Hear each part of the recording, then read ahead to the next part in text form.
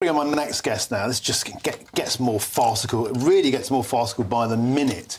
Let's bring on my next guest now. It's Paul Mason, Conservative Councillor for Broxbourne and Hoddesdon South, because, Mr Mason, your council, basically, you ought to be the next Epping, and you've set out your case. You think you can also follow suit? Well, as soon as we saw the result yesterday, Nigel, we were first out of the traps to ensure that we would look at sort of taking legal advice in pursuing the same course of action that Epping have taken.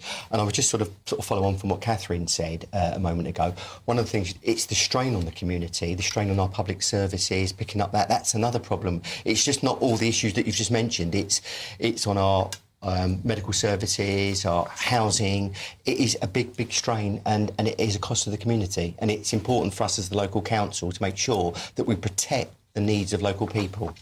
And as I understand it, in your constituency, not only are people coming to the country perhaps illegally, they're getting full board, full lodgings, they're being taken care of by the taxpayer, but some of them weren't even happy about that. Well, we've had, over the last couple of years, we've had incidents where the police have been called, where some of the people in the hotels have been kicking up and rioting over the quality of the food, which is being paid for by the taxpayer.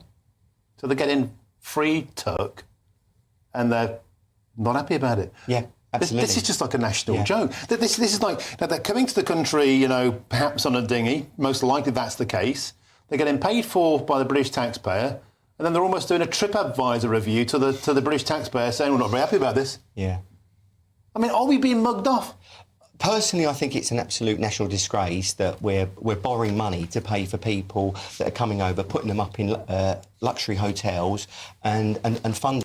And what's worse, once their asylum application has been assessed, what we're finding, they're just opening the doors, throwing them out the hotel, and they're walking out onto the streets. We're not even deporting them. This is what the public don't know, that the government aren't deporting people where their applications have failed. They're opening the door and sending them out to the local council to be housed. We send them over to Luton, where they might get a more more friendly response. And a nicer morning breakfast. Hopefully, for them. Paul Mason, on a serious point, how likely do you think it is that you're going to be successful as Epping? Are your lawyers ostensibly looking at what happened yesterday and thinking, yeah, we can do exactly the same, and we're going to file? Well, at the moment, it's early doors at the moment.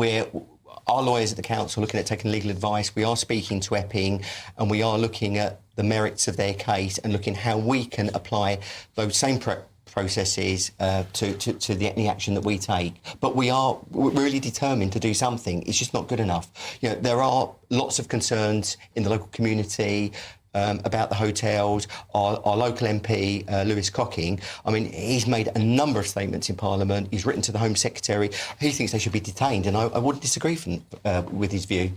So rather than be put in a hotel, they should be put where? We should be controlling them. That was the responsibility of the government and the Home Office, but they shouldn't be just put in community, taking over our local hotels, and the Home Office paying large sums of money, millions and millions of pounds, to put them in these hotels. Some of these hotels aren't viable financially, and they're being bailed out by the large sums of money that's being paid out to them. Okay. It is an outrage.